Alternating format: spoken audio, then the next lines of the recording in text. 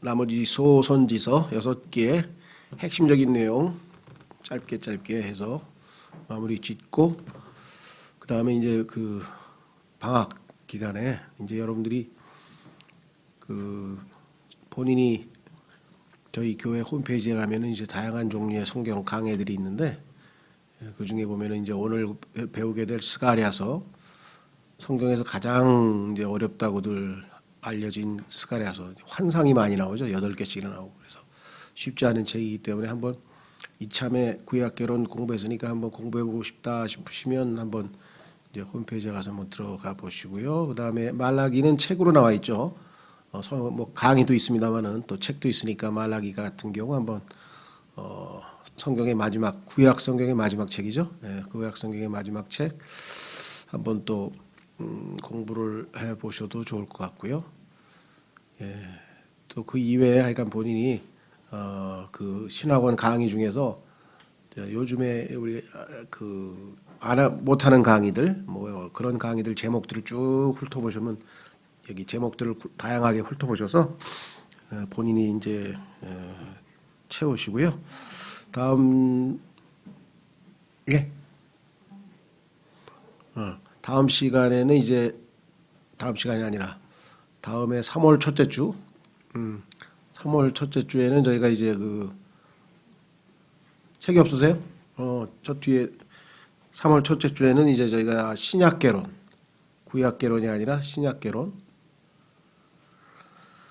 그렇게 해서 이제 신구약개론을 이제 다 마치게 되겠죠. 자, 오늘은 구약개론 중에서 이제 뒤에 나훔서부터 시작해서 107페이지 6명의 대언자 한번 좀 살펴보도록 하겠습니다.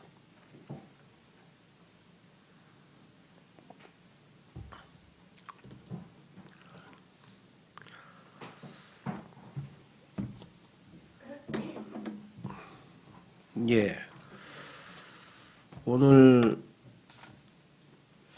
첫 번째, 두 번째, 세 번째 이렇게 해서 3명을 첫째 시간에 하고 좀 쉬었다가 그 다음에 나머지 셋 이렇게 하겠습니다.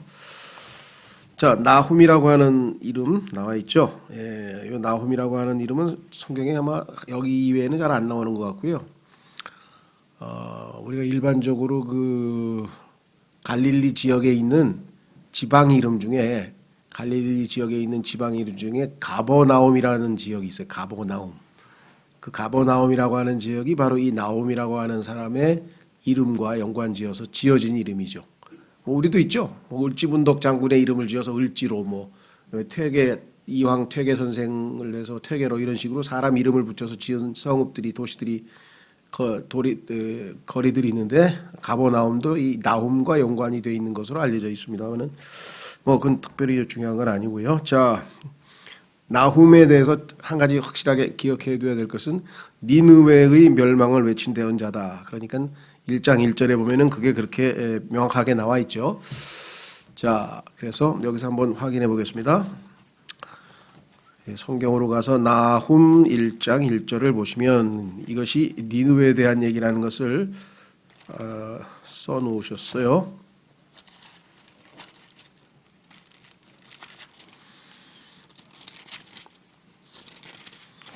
자, 나훔 1장 1절 보면은 니느웨에 대한 엄중한 부담, 곧 엘고스 사람 나훔의 환상 계시에 관한 책이라, 이렇게 해서 이제 나와 있죠. 자, 여기 보시면 이 엄중한 부담, 이 표현이 이제 무슨 뜻이냐, 이게 이제 부담이란 말, 이게 이제 우리가 일반적으로 보면은 짐이죠, 짐, burden.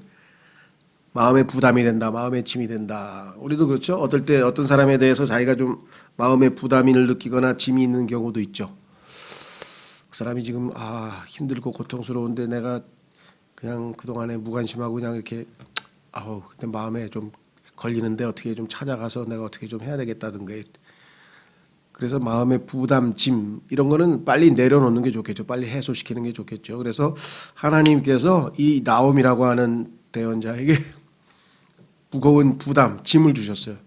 니느웨에 대해서 하나님의 말씀을 선포해야 될 마음의 부담이 생겨서 그 책무를 감당하는 그런 장면이죠. 자, 그래서 첫 번째 나훔의 주제는 니느웨의 멸망이다. 니느웨는 아시리아라고 하는 제국의 수도였죠. 기억나실지 모르겠습니다만은 얼마 전에 지난번에 공부했던 우리 요나라고 하는 그 대언자가 바로 니느웨 성읍의 멸망에 대해서 하나님께서 선포하라고 했는데 회개하면 하나님이 용서해 주실까봐 도망을 쳐가지고서는 나중에는 물론 회개하고 갔습니다만은 자, 그래서 니느웨는 이미 좀 성경에서 상당히 유명한 아시리아 제국의 수도라고 우리가 알려져 있죠. 당대는 아주 상당히 큰 도시로 알려져 있습니다. 두 번째, 이 책은 요나의 설교와 부흥 이후 150년이 지나서 쓰여졌다. 그러니까 요나가 설교해서 니느웨가 회개하고 하나님께로 돌아왔죠. 그래서 지금 크게 부흥한 도시가 됐는데 이 하나님께 대한 회개가 그렇게 오래 가진 못했어요. 여기 나와 있는 것처럼 니느웨의 회개는 진실되었으나, 그러니까 하나님이 용서를 해주셨겠죠. 그런데 오래 가지는 못하였다. 이게 우리 신앙생활하고도 밀접한 관계가 있네요. 그렇죠.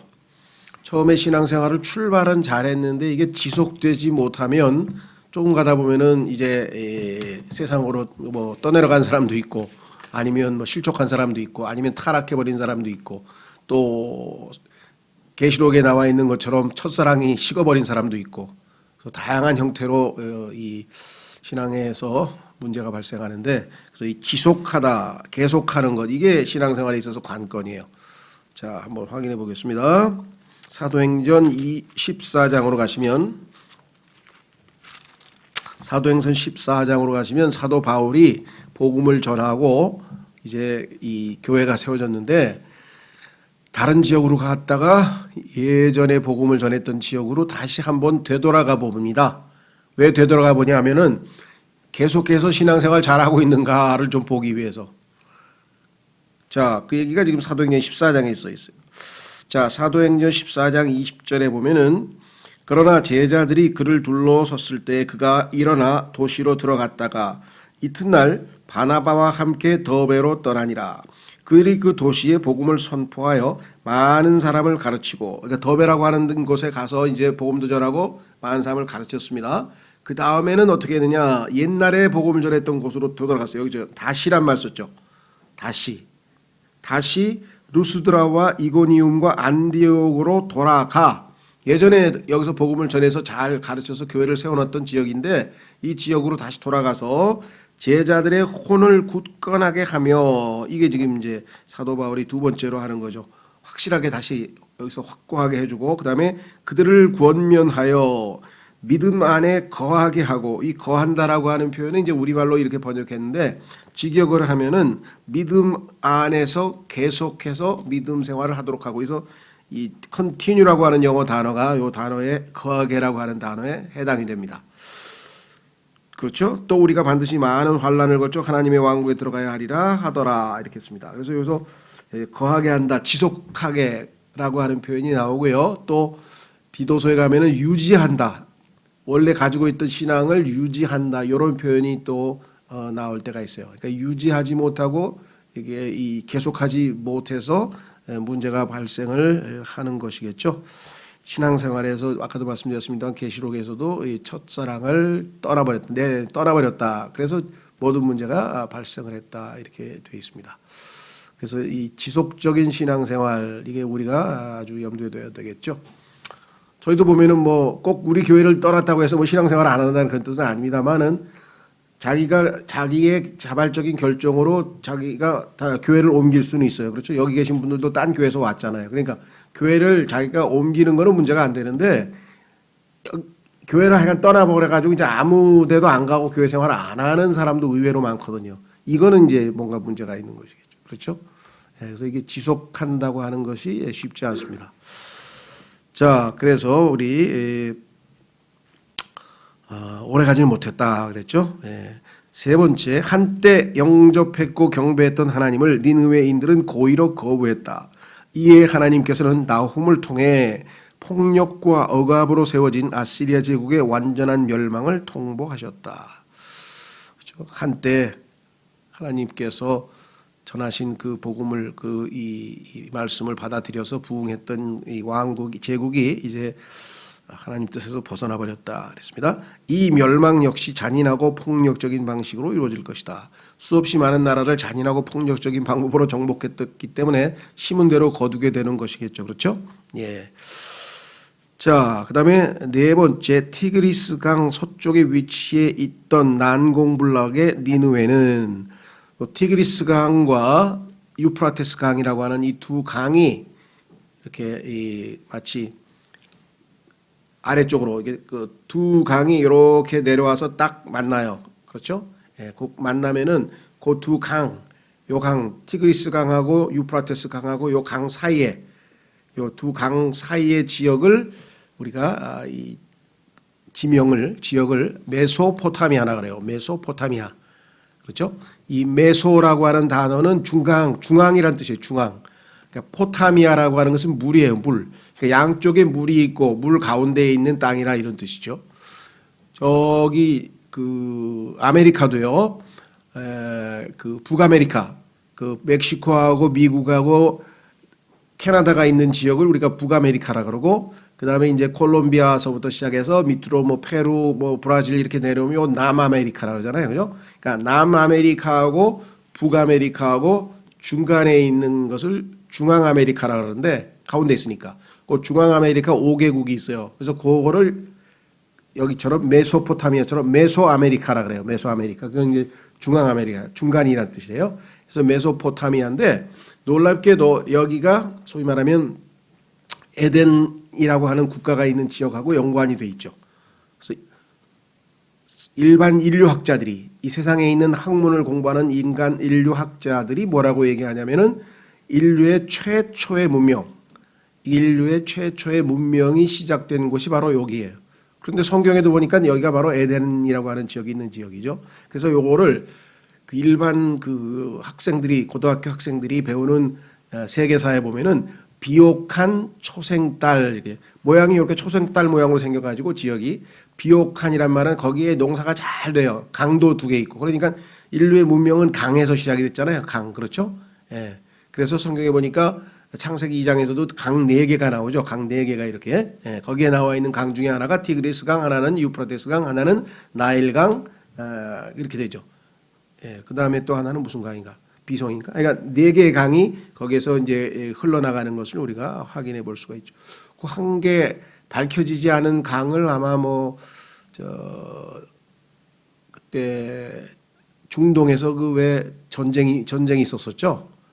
어떤 전쟁인가? 그 조그만 나라, 하여간 전쟁이 있을 때 그 미군들이 그 항공기로 공격 공습하고 그런 과정에서 뭐 흔적을 발견했다, 뭐 그런 뉴스들이 가끔 나오긴 했었습니다만은, 어쨌거나 하여간 그래서 다시 돌아옵니다. 티그리스 강 서쪽에 위치해 있던 난공불락의 니느웨는 전혀 이러한 최후를 맞을 것 같지 않았으나, 인간적으로 볼 때에는 도저히 난공불락, 그 어떠한 공격에도 견뎌낼 수 있는 완벽한 성읍 같았으나 하나님의 긍휼을 남용한 이들에게 하나님의 진노는 이루어지고 말았다. 그렇습니다.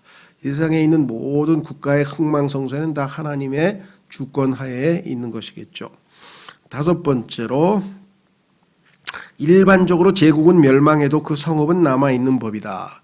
그렇죠. 제국이 없어졌다고 해서 그 성읍 자체가 없어지는 건 아니죠. 도시는 그대로 있죠. 예를 들면 뭐 그리스가 망해도 아테네 그대로 있고, 로마 제국이 망해도 로마는 그대로 있는데, 놀라운 사실은 예를 들면 바벨론의 성읍들은 후일 페르시아와 그리스의 성읍들이 되었다. 바벨론 제국이 사라지고 그 다음에 성경에 보니까 페르시아 제국이 들어와 있고 그 다음에 그리스 제국이 들어와서 다 도시는 그대로 그 나라 이름만 바뀌었지 그대로 있어요. 예를 들면 우리도 조선시대 한양이라고 하는 성읍이 지금 서울이라고 하는, 그 현대에는 우리가 살고 있는 서울이라고 하는 도시로 그대로 남아 있잖아요. 경복궁도 그대로 남아 있고. 그런데 니느웨의 경우는 그렇지 않았다. 그 얘기는 뭐냐면 니느웨는 하나님 앞에 너무 죄가 많아서 하나님께서 아예 도시 자체를 다 허물어 버렸대. 다. 그래서 이 책은 하나님의 보복을 전형적으로 보여주는 완전한 멸망을 보여준다. 완전히 초토화돼 가지고 다. 예루살렘 성전도 돌 위에 돌 하나도 남지 않게 완전히 다 파괴됐잖아요. 그렇죠? 자, 6번, 이 책에서 나훔은 하나님의 2가지 특성을 말한다. 자, 하나님은 두 가지 특성인데 하나는 뭐냐? 한편으로 하나님은 질투하시며 보복하시는 하나님이시고 벌 받을 자를 결코 내버려 두시지 아니하는 분이시지만 하나님은 거룩하고 의로우시고 심판하시는 분으로 나오고 반면에 또 한편으로는 그분은 노하기를 더디하시며 선하시며 환난 날의 산성이시며 자기에게 피하는 자들을 아시는 분이시다. 그러니까 하나님의 진노의 대상이 되느냐 긍휼의 대상이 되느냐는 우리가 하나님에 대해서 어떤 태도를 취하느냐에 달려 있는 것이겠죠. 그렇죠? 자, 한번 확인해 보겠습니다. 우리 신약에도 그런 얘기가 그대로 나와요. 로마서 11장으로 가시면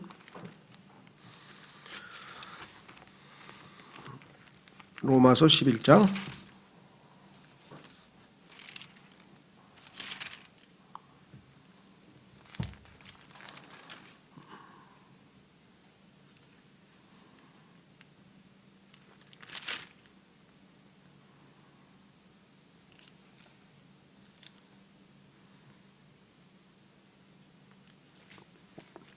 가만있어 보자. 로마서 9장인가?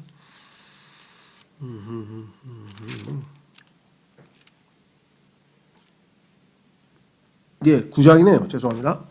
11장이 아니고 9장. 로마서 9장에 가면은 그게 진노의 그릇과 긍휼의 그릇이라는 표현이 나오는데요. 자, 이렇게 표현되어 있습니다. 20절.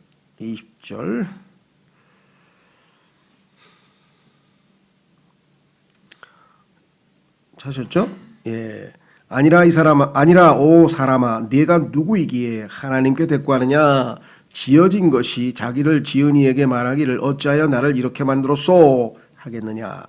토기장이가 같은 덩어리의 진흙으로 한 그릇을 만들어 존귀에 이르게 하고 다른 하나를 만들어 수치에 이르게 할 권한이 없겠느냐? 만일 하나님께서 자신의 진노를 보이고 자신의 권능을 알리기 위해 파멸시키기에 합당한 진노의 그릇들에게 심히 오래 참으심으로 인내하시고 이로써 영광에 이르도록 자신이 미리 예비한 긍휼의 그릇들에게 자신의 영광의 풍성함을 알리려 하셨을진데 무슨 말을 하리요. 자기 보시면 진노의 그릇이라는 표현이 나오고 그다음에 긍휼의 그릇이라고 하는 표현이 나와 있죠. 자, 이 땅에 존재하는 모든 인간은 다 하나님의 긍휼의 그릇이 진노의 그릇이었죠. 그래서 성경에 보니까 요한복음 3장 36절에 예수 그리스도를 믿지 않는 자들 위에 하나님의 진노가 그 위에 머물러 있다 그랬어요. 왜? 인간은 죄인이기 때문에 죄를 미워하시고 죄를 싫어하시는 하나님에 대해서 모든 인간은 다 진노의 그릇이었는데 예수 그리스도를 영접을 해서 그렇죠? 받아들여서 우리는 하나님의 긍휼의 그릇으로 바뀌어 있는 것이겠죠. 자, 그래서 이 두 가지 성품이 바로 나홈이라고 하는 그 대언서에서도 기록되어져 있다라고 성경에 분명하게 말씀을 했습니다. 그래서 우리는 언제든지 예수 그리스도를 믿음으로 하나님의 진노의 대상에서 진노의 자녀라고 이름이 붙어 있죠. 우리 에베소서 2장에 보면 우리의 원래의 그 타이틀이 진노의 자녀였는데 이제 긍휼의 자녀로 바뀌게 된 것이겠죠. 자, 그 다음에 두 번째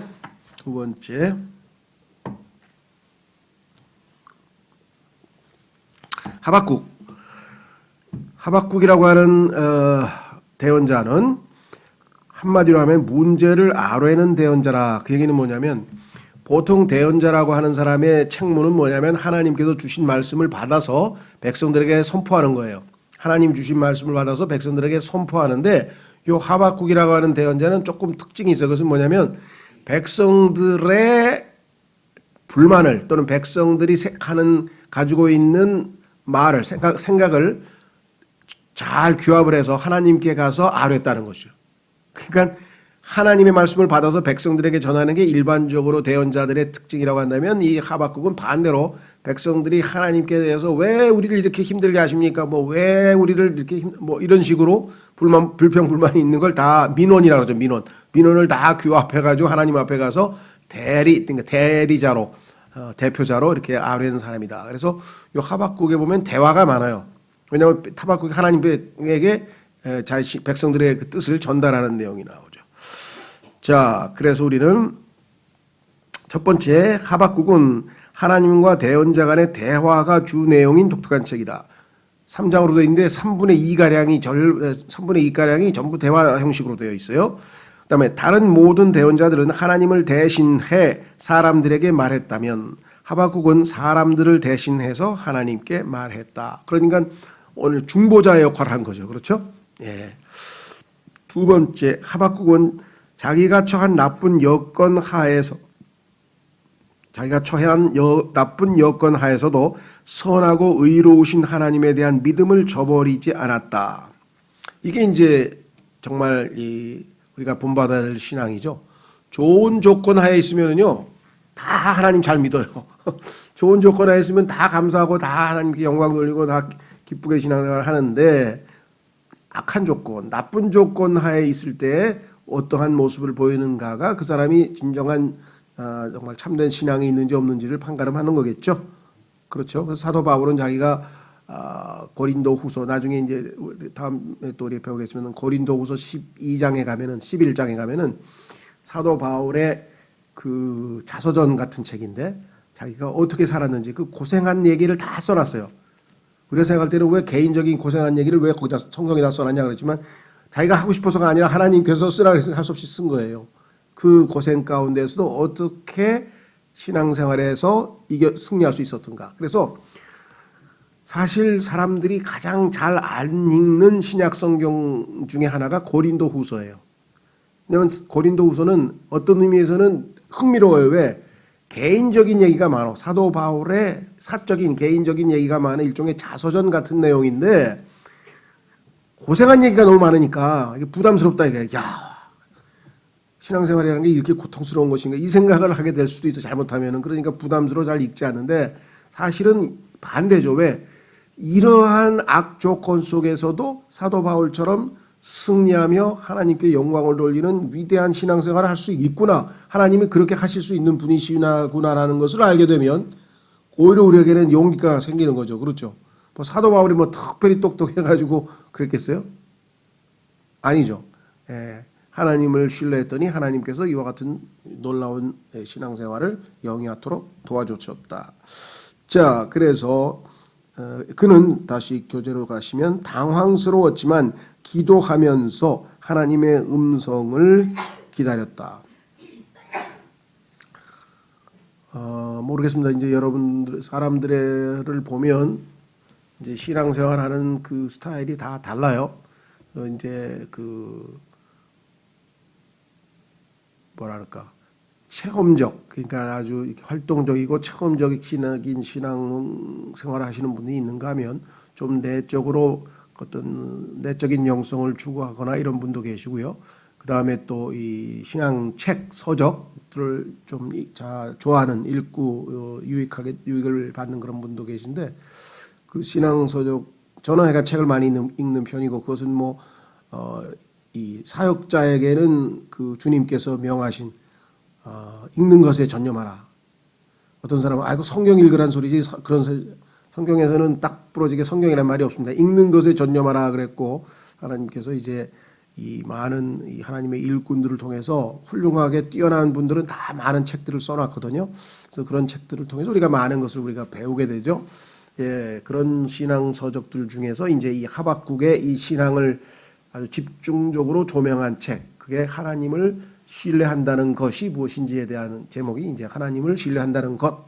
이런 책이 지금 레리 크랩이라고 하는 분이 자신의 신앙생활을 총 정리하면서 그분이 이제 아마 70이 좀 넘으신 것 같은데 70 좀 넘으신 것 같은데 그동안에 자신의 모든 신앙생활을 총 종합해서 이제 하박국의 신앙을 조명한 거예요.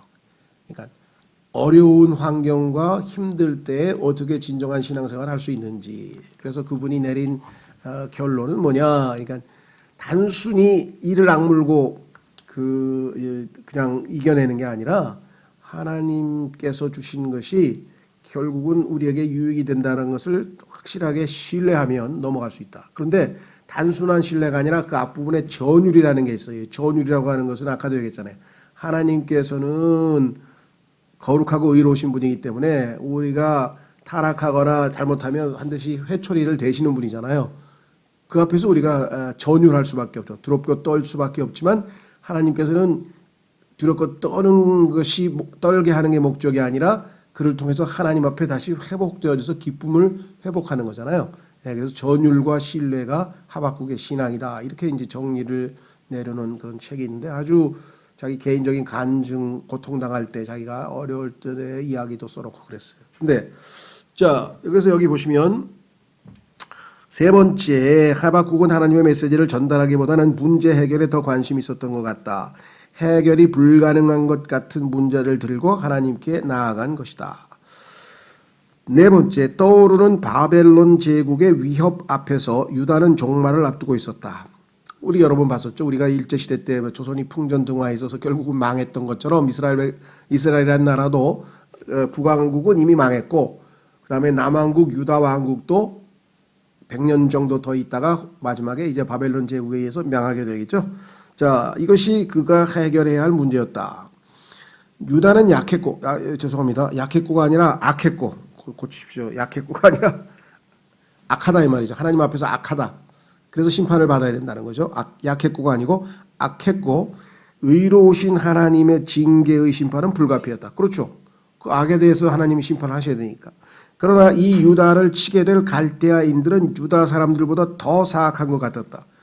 근데 더 못된 짓을 하고 더 악한데 왜 그 악한 왕국을 회초리로 삼아서 하나님의 백성인 유다 백성을 하나님은 치시려고 하는 것일까? 왜 그게 말이 됩니까? 하나님이 갈대아부터 바벨론 제국부터 먼저 치셔야 되지 않습니까? 이게 논리겠죠. 인간의 논리겠죠. 그렇죠? 여러분도 그러지 않았어요? 아니 저 형제는 나보다 더 게으르고 더 못됐는데 왜 나만 때리십니까? 그런 적 없었나요? 제가 학창 시절에 기억이 나는데 그 친구 이름도 아니죠. 뭐가 고창업이라는 친구인데 몰라요. 근데 그 친구가 선생님한테 그 이제 잘못을 저질러가지고 매를 맞는데 계속 대들더라고. 왜 때려요? 왜 때려요? 그래가지고 그냥 그 왜 때려요? 안 나올 때까지 맞아가지고 1시간 내내 맞았어요. 1시간 내내 지금도 기억이. 그러니까 하나님 앞에 이유가 있으니까 때릴 거 아니에요. 근데 이제 바벨론은 왜 안 때리고 나만 때려요? 그 소리겠죠. 형은 왜 안 때리고 나만 때려든가 아니면 동생은 안 때리고 왜 나만 때려라든 뭐가 있을 거 아니에요. 그렇죠? 자, 그 다음에 5번. 그런데 하나님 뜻은 뭐냐? 여기 나와 있어요. 5번. 하박국은 하나님의 뜻을 알고자 했으나 하나님의 뜻은 우리가 그렇게 쉽게 알 수가 없어요. 하나님은 모르지만 하나님을 믿으실 만한 분이라고 해서 신뢰하는 게 중요하지 이해 안 됩니다. 여기 나와 있죠. 그가 하나님으로부터 배운 교훈은 그분을 이해할 수 없을 때에도 그분을 신뢰하라는 것이다. 여기서 우리의 신앙의 실패가 있어요. 그래서 뭐냐면 이해를 하려고 그래. 왜 이런 일을 하나님이 허락하셨는지 하고 자꾸만 따져 물어가지고 납득을 하려고 하는데 어렸을 때 부모님이 때릴 때 여러분들이 납득하고 맞았습니까? 납득이 안 되잖아. 왜 때리는지 화가 나잖아. 그렇죠. 어떨 때는. 잘못한 거 없는 것 같은데 그래도 맞잖아요. 예, 다 이유가 있습니다. 자, 신약에서도 이와 같은 얘기가 나오네요. 빌립보서 4장. 빌립보서 4장에 가면요. 뭐라고 얘기가 나오냐. 이해를 뛰어넘는 하나님의 평강. 이해는 안 돼. 자, 여러분에게 무슨 일이 터졌어요. 그래서 하나님께 기도했어요. 그런데 아무리 기도를 해도 이해가 안 돼요. 왜 나한테 이런 일이 일어났는지, 왜 이런 불행이 일어났는지 이해는 안 되는데 하나님을 신뢰했더니 기도하고 하나님을 신뢰했더니 하나님께서 평강을 주셨어. 그러면 이해는 못했지만 평강을 누리는 게 좋습니까? 이해는 했는데 불안한 게 좋습니까? 어떤 사람들은 그걸 이해를 하려고 그래. 이해가 안 돼요. 그렇죠? 근데 하나님을 신뢰하기 때문에 마음이 편해지는 거예요. 기도 응답을 받고. 자, 빌립보서 4장 보세요. 뭐라고 되어 있나? 6절. 아무것도 염려하지 말고 오직 모든 일에서 기도와 간구로 너희가 요청할 것들을 감사와 더불어 하나님께 알리라. 그리하면 모든 이해를 뛰어넘어 이해를 안 돼. 그런데 하나님은 이해를 뛰어넘는 뭘 줘요? 하나님의 평강이 그리스도 예수님을 통해 너희 마음과 생각을 지키시리라. 여러분들, 하나님 좀 너무하시다 정말. 아니 분명히 열심히 모이기를 힘쓰라고 해놓고 그냥 코로나 터트려 놔가지고 이거 모이지도 못하게 해놓고 이게 하나님 말이 됩니까? 그 이해가 됩니까? 저 기도할 때마다 하나님 이 명령을 어떻게 지금 그래도 우리가 모일 수 있지만 지난번에 아예 아예 못 모이게 만들어놨잖아요. 그렇죠? 그래서 그 뭐 10명 진행 요원 10명 이외에는 아예 모이지도 못하게 됐었잖아요. 최악의 상태에서. 그럼 모이고 싶어도 못 모이는 거 아니에요. 그럼 하나님은 모이기를 힘쓰라고 해놓고 모일 수 있는 여건도 안 만들어 주시고 뭐 이게 말이 됩니까? 이게 이해가 안 되는 거죠. 그러나 이유가 있으셔서 하나님이 허락하셨다. 하나님은 우리를 위해서 자신의 아들까지 내어주신 분이고 자신의 아들과 함께 그 무엇이든 아니 주시겠느냐라는 확고부동한 하나님에 대한 신뢰가 있으면 어떻게 돼요? 마음이 평안해지는, 하나님께 의탁해서 평안해지는 거잖아요. 이해는 안 됐지만 평안하죠. 그렇죠? 예. 그게 신앙생활이에요. 하나님께서는 이 지상에서 우리에게 이해하라 그러지 않았어요. 믿으라 그랬지. 하늘나라에 가야 그때 코로나 팬데믹이 2년 동안 지속된 이유가 다 있었구나. 그때가 이해가 되는 거죠. 그렇죠? 예, 그때 가면 뭐 이해 안 되는 일 이 땅에서 신앙생활하면서 왜 그랬을까가 다 그때 가면 이해가 될 거예요. 자, 이 땅에서는 신뢰하는 거죠. 다시 돌아오셔서 이사야서 55장.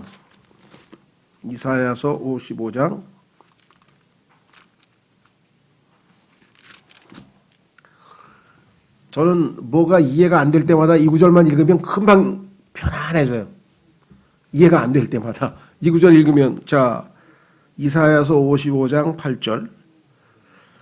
내 생각들은 너희 생각들과 같지 아니하며 내 길들은 너희 길들과 같지 아니하니라. 주가 말하노라. 하늘들이 땅보다 높음같이 내 길들은 너희 길들보다 높으며 내 생각들은 너희 생각들보다 높으니라. 우주 만물을 말씀으로 창조하신 분을 내가 어떻게 이해합니까? 그러나 그분은 신뢰할 수 있죠. 왜? 그분은 선하시고 그분은 나를 위해 자신의 아들까지 내어주신 분이니까, 나를 사랑하시는 분이니까 신뢰할 수가 있잖아요. 신뢰할 수 있지, 얼마든지. 이해는 못하지. 왜 내가 이 작은 머리를 가지고 그 크신 하나님을 어떻게 이해하겠어요? 그렇죠? 그러니까 다르다. 너무 차이가 나서 도저히 이해를 못한다. 그럴 때는 그냥 신뢰하면 되잖아요. 그렇죠? 자, 신명기 29장 29절. 신명기 29장 29절.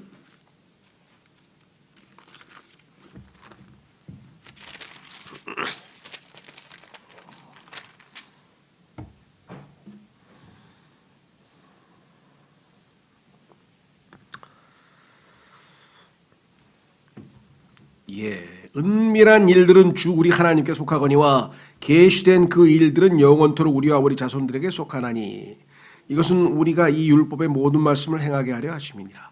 하나님께서 계시해 주셔서 알 수 있는 것은 깨달아 알아서 우리가 순종하면 되지만 하나님이 아직 숨겨놓고 안 알려주시는 걸 하나님께 속한 거를 내가 어떻게 그걸 다 파헤치냐 이 말이죠. 그렇죠? 자, 물론 하나님께서 우리 안에 성령을 주셔서 그 성령께서는 하나님의 깊은 것까지도 우리에게 다 계시해서 알려주신다 그래서 하나님 말씀을 부지런히 공부하고 알아가는 것은 중요하지만 이 세상에서 일어나는 그 어마어마한 모든 일을 어떻게 우리가 다 이해할 수가 있겠냐. 그래서 하나님은 우리가 다 이해할 수 있는 범주에 계신 분이 아니다. 오직 우리는 그분을 신뢰할 뿐이다. 자, 6번째, 하나님께서는 하박국에게 바벨론 역시 유다를 심판할 도구로 쓰임받은 후 적절한 때에 심판을 받을 것이며, 얼마 있다 심판받아서 그 다음에 이 페르시아 제국에 의해서 망했잖아요. 그러니까 걔네들도 다 매를 맞아요. 근데 하나님이 때를 다 정하고 쓰임새가 다 있어요. 반면 하나님의 백성은 하나님의 계획한 대로 다시 돌이킬 것을 말씀하셨다. 반대로 이 이스라엘은 바벨론에서 70년 동안 징계받은 다음에 다시 돌아와서 다시 회복했잖아요, 또. 그렇죠? 자, 그래서 하나님은 절대적으로 신뢰한다.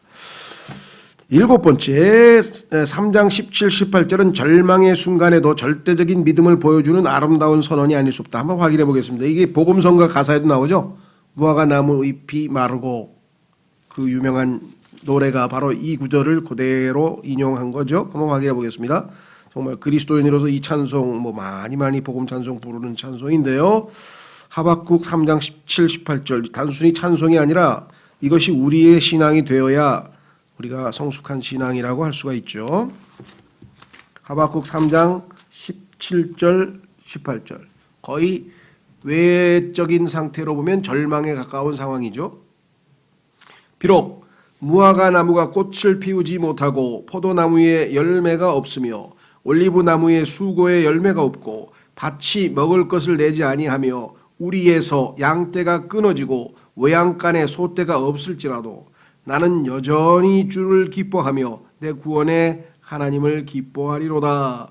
주 하나님은 나의 힘이시니 그분께서 나의 발을 암사슴에 발같게 하사 나를 나의 높은 곳들에서 다니게 하시리로다. 이 노래는 현악기들에 맞추어 우두머리 노래하는 자에게 준 것이니라. 자, 그래서 이 복음성가가 그냥 나와 있는 게 아니라 정말 우리에게 하나님을 절대적으로 신뢰하는 그런 거죠. 자, 그 다음에 이제 한 가지 짚고 넘어갈 것은요. 한 구절, 하박국에 나와 있는 한 구절이 신약 성경에 3번에 걸쳐서 인용이 됐습니다. 그러니까 너무나 중요하죠. 그렇죠? 예. 신약의 신앙생활의 핵심이 되는 교리가 바로 이 하박국 2장 4절에 기록된 말씀을 인용해서 우리에게 선포됐어요. 그리고 그것이 종교개혁을 일으켰어요. 그래서 하박국은 종교개혁의 원조다. 그래서 종교개혁. 그 마틴 루터가 이 하박국에 있는 성경 구절을 인용을 한 거죠. 자, 확인해 보겠습니다. 하박국 2장 4절.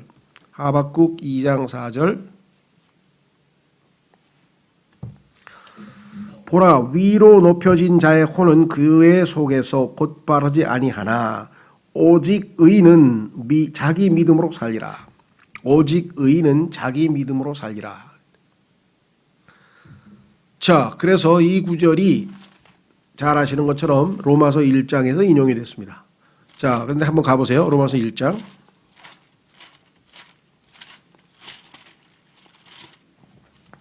로마서 1장 17절. 로마서 1장 17절. 로마서의 주제를 설명하고 있습니다. 로마서의 주제는 복음인데 그 복음에 대해서 뭐라고 설명했는 거 아니? 복음에는 하나님의 의가 믿음에서 믿음까지 계시되어 있나니. 그렇죠? 그래서 복음은 핵심은 하나님의 의예요. 하나님의 사랑이 요한복음 3장 16절 중요하죠. 그러나 지금 복음이라고 하는 것은 하나님 앞에 우리가 죄인이 어떻게 의롭게 되는가 이것이 해결되어야 되죠. 자, 그래서 하나님의 의가 믿음에서 믿음까지 계시되어 있나니 이것은 기록된 바. 어디에 기록되어 있어요? 이 기록이 바로 지금 우리가 읽은 하박국에 써 있는 거란 말이죠. 구약을 인용하고 있잖아요. 이것은 기록된 바 이렇게 구약에 써 있지 않느냐. 의인은 믿음으로 살리람과 같으니라. 자, 여기서 이제 한 가지 차이점은 뭐냐면 아까는 자기 믿음이라 그랬어요. 구약에 있는 하박국서에는 의인은 자기 믿음으로 살리라 그랬어요. 내 믿음. 그렇죠? 자, 어떤 사람이 나한테 복음을 전해줬어요. 예수 그리스도를 믿겠습니까? 예, 믿겠습니다. 할 때는 내가 믿겠다는 내 믿음이죠. 그래서 성경에 보니까 하나님께서는 이 땅에 태어난 모든 사람들에게 다 믿음을 각자의 분량에 맞게 주셨다 그랬어요.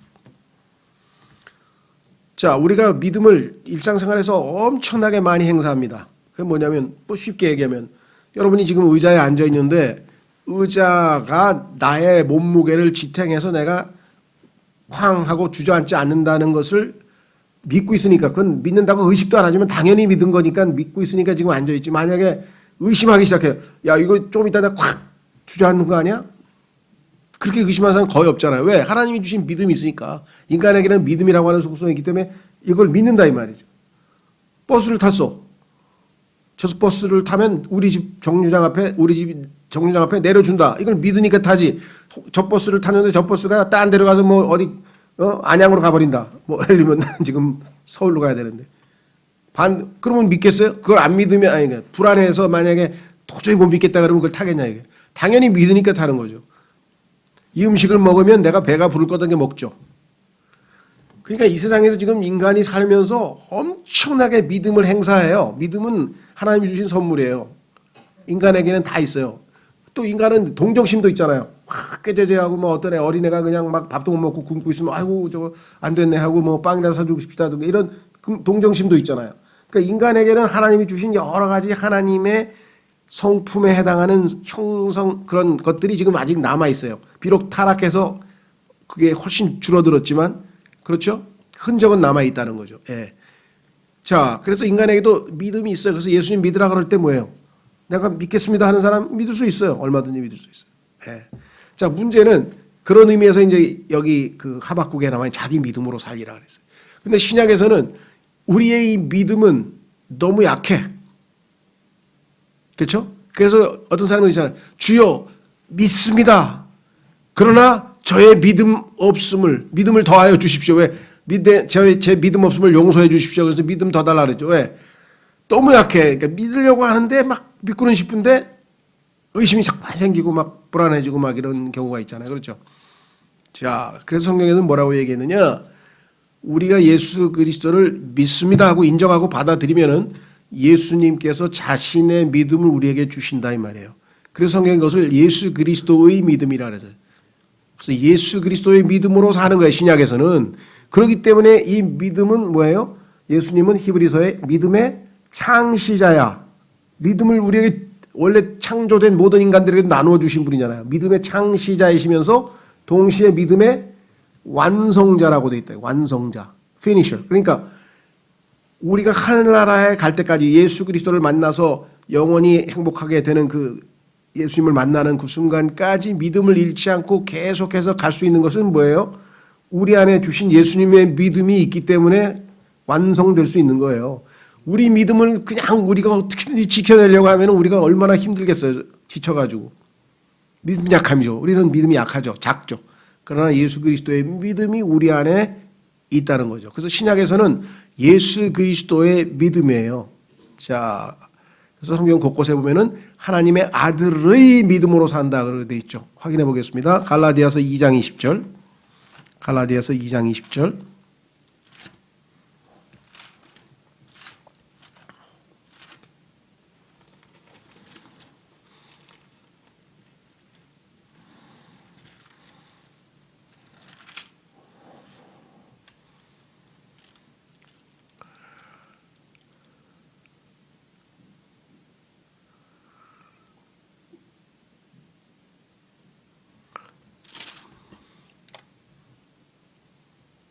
찾으셨어요? 예, 거기 뭐라고 돼 있나 보세요. 내가 그리스도와 함께 십자가에 못 박혀 있나니. 이것도 지난번에 말씀드렸죠. 일반적으로 성경은 못 박혔나니 하고 과거에 한 번에 일어난 사건처럼 써놨는데 그게 아니라 못 박혔고 예수님을 믿는 순간 못 박혔고 지금도 계속 못 박혀 있는 거죠. 그래서 I am이라고 그러죠. I am 현재 시제로 돼 있죠. 내가 못 박혀 있으나 그럼에도 불구하고 사노라. 그러나 내가 아니요 그리스도께서 내 안에 사시느니라. 나는 지금 내가 육체 안에 사는 삶을 나를 사랑하사 나를 위해 자신을 주신 하나님의 아들의 믿음으로 사노라. 그런데 개역성경에는 이것을 하나님의 아들을 믿는 믿음으로 사노라 해서 내 믿음인 것처럼 써놨어요. 근데 킹제임스 성경에는 정확하게 하나님의 아들의 믿음으로 산다고 성경에 써 있죠. 그래서 성경에는 두 가지로 있어요. 영어로 얘기하자면 쉬워요. Faith of Jesus Christ. 그럼 예수 그리스도의 믿음이야. 그런데 그분이 나에게 믿음을 주시는 거야. 그런데 그러니까 faith in Jesus Christ. 전치사가 in으로 되면 내가 예수 그리스도를 믿는 거야. 그러니까 전치사 차이에 따라서 내가 예수 그리스도를 믿으면 예수님은 자신의 믿음을 나에게 주어서 내가 끊임없이 완전하게 예수님을 만나는 그때까지 믿음 생활을 유지할 수 있도록 인도하시는 그러한 믿음을 완성시켜 주시는 그 역할을 하시는 거죠. 그렇죠? 그래서 신약은 아까 얘기한 것처럼 구약에서 인용을 했지만 자기 믿음이 아니고 예수 그리스도의 믿음이기 때문에 자기란 말이 빠져 있죠. 성령님께서 구약과 신약의 차이점을 아시기 때문에 빼놨잖아요. 이해가 되세요? 네.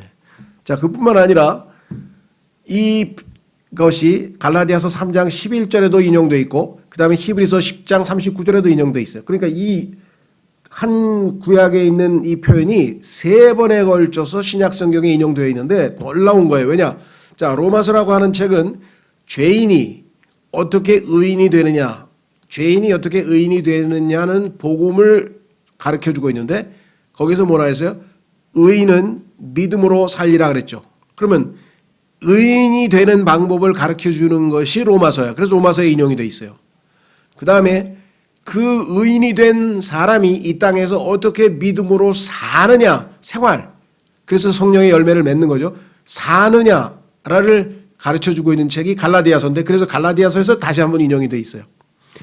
그 다음에 어떻게 사느냐? 믿음으로 산다. 그래서 믿음을 가르치는 믿음의 장인 히브리서에 다시 한번 인용이 돼 있어요. 그러니까 영어 한 문장 이 한글의 한 문장은 의인은 믿음으로 살리라. 그 의인을 강조하는 게 로마서고 믿음으로가 히브리서고 살리라가 갈라디아서예요. 그래서 성경에서 세 번에 걸쳐서 신약의 핵심 내용이 딱 한 문장으로 요약이 되는 게 의인은 믿음으로 살리라. 그렇죠?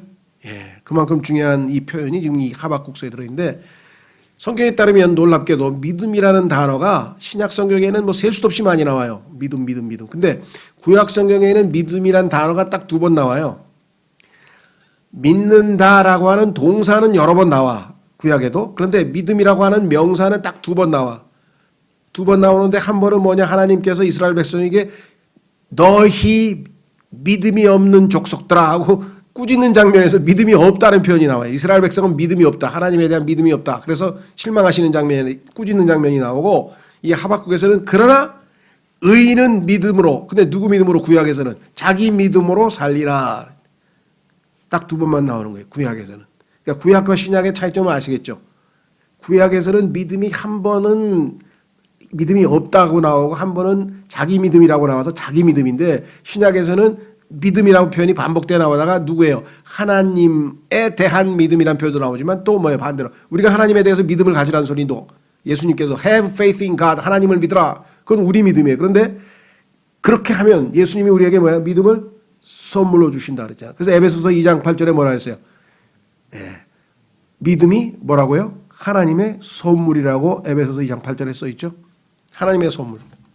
자, 그래서 우리는 스바냐로 마지막 세 번째 가고 좀 쉬겠습니다. 자, 스바냐서는 왕가의 대언자. 이게 그 가문이 왕가 출신이란 그런 의미겠죠. 야, 이 스바냐서도요. 우리가 그 복음성가에 나오는 내용이 그 뒷부분에 한번 나와요. 한번 보세요. 스바냐 3장에 가시면 이것도 상당히 우리에게 와닿는데 왜냐? 그냥 읽으면은 조금은 이해가 안 돼. 왜? 하나님께서 우리를 보고 기쁨을 참지 못하신다? 그거는 좀 아닌 것 같은데 우리 지금 현재 상태가 하나님이 보시고 그 정도로 기뻐하실 정도로 내가 우리 모습이 아름다운가? 그런가요? 여러분과 저의 모습이 하나님이 보시면 기뻐하실 정도로 아름다운가? 그건 아니죠. 그러나 우리 안에서 선한 일을 시작하신 이 분께서 그리스도의 날까지 자신이 선한 일을 완성하실 거 아니에요. 그럼 우리가 예수 그리스도처럼 변화될 거 아니에요. 그러니 예수님을 보시고 하늘에서 하나님께서 더 이상 참지 못하고 보라 이는 나의 사랑하는 아들이요 내가 그를 매우 기뻐하노라 하신 하나님께서 예수님처럼 변화된 수없이 많은 하나님의 아들들을 보고 얼마나 그래서 기쁨을 이기지 못한다는 너무 기뻐가지고 여러분 어떠세요? 예, 자녀들 중에 모르겠습니다. 여러분들 자녀들 예, 그렇게 말썽도 부리고 그렇게 막 병치레도 하고 그렇게 그냥 막 속을 썩이고 그런 말썽을 부리더니 어느 날 떡하니 아주 점잖게 말이야 직장도 다니고 돈도 벌고 막 장가도 가고 시집도 가가지고 자녀도 낳고 떡 가족을 이뤄가지고 막 한 가정을 이루었다. 그것처럼 또 우리에게 와닿는 게 어디 있겠어요, 그렇죠? 자, 확인해 보겠습니다. 스바냐서 3장. 스바냐서 3장에 보면은 요 구절도 그 복음성가로 만들었죠, 사람들이. 예.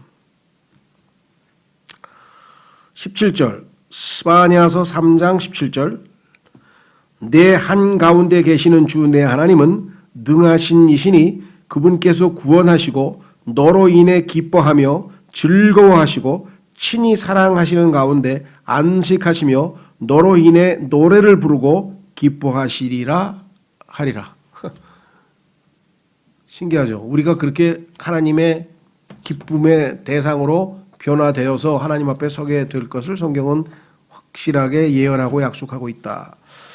자, 이제 1번 스바냐서는 형식적인 신앙인과 배교자들에게 다가오는 심판을 경고하고 말씀을 붙들고 있는 의로운 남아있는 자들을 위로하기 위해 쓰였다. 자, 남아있는 자 성경에 보니까 항상 이스라엘 백성들이 다 타락하고 대부분은 다 타락하고 느슨하고 그냥 엉성하게 살고 하지만 꼭 하나님에게는 남아있는 자들이 쭉 있었어요. 예. 자, 그래서 여기도 형식적인 신앙인 껍질은 있는데 마음이 냉랭하고 실제적인 알맹이가 없는 사람들, 그다음에 배교자들은요 마음이 하나님으로부터 떠나버린 사람들 얘기죠. 넘어진 사람들, 이제 그런 사람들을 하나님께서 심판하시겠다는 경고, 그래야 회개하고 돌아올 수도 있겠죠. 경고를 듣고 그 다음에는 끝까지 믿음을 지키고 남아있는 자들에게는 하나님께서 이제 돌아오셔서 복 주신다고 하는 위로. 그래서 이 책은 교회 시대의 빌라델피아 교회를 연상시킨다. 그렇습니다. 우리 빌라델피아 사람들에게 너희가 작은 믿음을 가지고 있었지만 하나님의 말씀을 지키고 있으니까 끝까지 견디고 잘 이겨내라고 격려하셨죠. 두 번째, 요시야 왕의 부흥 시기에 유대인들은 많은 영적 유익을 얻을 수 있었음에도 이를 거부한 슬픈 역사를 기록하고 말았다. 하나님께서 이 요시야라고 하는 훌륭한 왕을 허락하셔서 이 왕 때에 영적으로 많은 부흥이 일어났는데 그것의 혜택을 다 보았으면 좋았을 뻔했지만 그렇지 못하고 거부한 사람들도 많이 있다는 거죠. 그렇죠. 지금 대한민국에 하나님께서 올바른 성경인 킹제임스 성경을 주셨어요. 그런데 그 혜택을, 그 완전 무결한, 그렇죠? 완전한 다 들어있는, 빠진 뭐 없음이 없이 다 들어있고 완전한 그 성경을 지금 대한민국에 구원받은 성도들 중에 몇 %가 지금 이걸 받아들였냐 이 말. 우리가 생각할 때는 성경이 그렇게 많이 틀렸다는데 그게 이상하지도 않나? 그러니까 우리는 납득이 안 되는데도 불구하고 하나님께서 그 감각을 안 주시니까 그걸 모르나 봐요. 우리는 금방 아이고 말도 안 돼. 그게 빠진 게 그게 마귀가 다 하나님 말씀을 다 빼뜨린 거구나. 삭제시킨 거구나. 이게 다 보존되어 있는 성경이 있다니. 야, 그 성경이 킹제임스 성경이고 하나님께서 그 성경으로 전 세계 선교를 영국을 사용해 가지고 전 세계에 복음을 전해 가지고 지금도 세계에서 제일 10억 권이나 팔렸는데 제일 많이 팔리고 제일, 그래서 누가 봐도 최고의 성경이라는 걸 아는데 그게 아니고 다 빠져 있고 없음도 막 열쇠구절이 내고 신약에 막 틀리고 막 빠지고 그런 엉터리 성서를 왜 그렇게 고집할까? 납득이 안 가는데도 불구하고 그런 사람들이 너무 많아서 처음에는 당혹스러웠죠. 알려주면 다 알 줄 알았는데, 복음 전하 우리는 이 좋으신 하나님을, 이 좋으신 예수님을 왜 안 받아들일까? 그런데 여러분도 과거에 처음에 뭐 복음 전에 바로 받아들였나요? 성령께서 뭐예요? 설득한다 그랬잖아요. 성령께서 우리가 죄에 대해서 설득하고 세상에 대해서 설득하고 심판에 대해서 설득해야 깨닫고 복음을 받아들이듯이 이것도 뭔가 하나님의 절대무한 말씀에 대한 뭔가 깨달음이 있을 때나 확신이 있을 때나 이것을 깨달을 수 있죠. 세 번째, 사회적 불의, 도덕적 타락, 우상숭배 등의 아수라장 속에서 하나님께서는 진정한 종교개혁을 위해 요시야 왕을 일으키셨고 이때 이 개혁을 독려한 사람이 스바냐였다. 중세 1000년 동안 암흑시대 아시죠? 성경도 엉망진창인 라틴 벌게이트 성경, 그거를 버리고 하나님이 이제 올바른 성경을 종교개혁과 더불어 주셨다 그랬잖아요. 성경도 1000년 동안 하나님이 주신 이혼 증서라고 해서 이혼 증서에 해당하는 그 엉터리 성서를 가지고 있었을 뿐만 아니라 온갖 비리, 그렇죠? 카톨릭 1000년 동안에 그 탄압으로 인해서 6천만 명의 사람이 죽고요. 그렇죠? 만연 사냥에 막 뭐 화형시키고 뭐 이런 것도 있고, 그다음에 온갖 비리와 타락과 심지어는 여러분 잘 아는 그 뭡니까 뭐 종이로 문서 써가지고 그 팔아서 이거 사면은 뭐 자기 죄가 다 사해지고 뭐 그런다는 거, 그 뭐라 그러죠? 면죄부까지 그 많이나 되는 소리예요. 많이 부적 팔듯이 팔았으니까 좌우지간. 그거는 이제 마지막 게 정말 나온 얘기고, 그 1000년 동안에 있었던 종교적 온갖 비리, 심지어는요 여자 교황도 있었어요. 근데 그것도 여자 교황이 또 임신도 했어. 그다음에 교황이 두 사람일 때가 있었어요. 막 싸워가지고 프랑스에 한 명 가 있고 막 교황이 2명 있어가지고 아비뇽 유술하니 막 교황끼리 네가 진짜 교황이다 내가 진짜 교황이다 싸웠어요.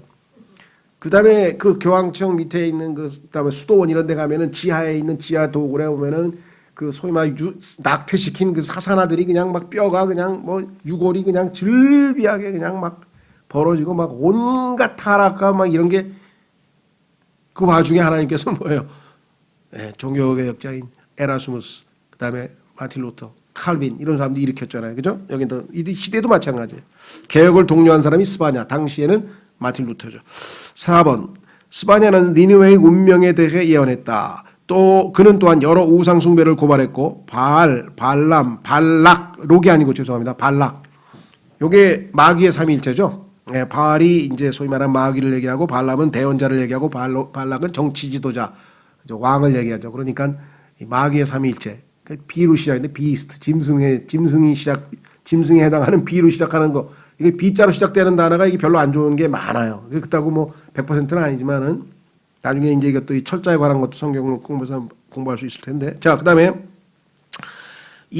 5번 스바냐는 사랑의 하나님과 엄위하신 하나님을 계시해 주신다. 아까 또 나왔었죠. 하나님은 균형 잡히신 분이라 그랬죠. 사랑의 하나님이신 동시에 엄위하신 하나님이시죠.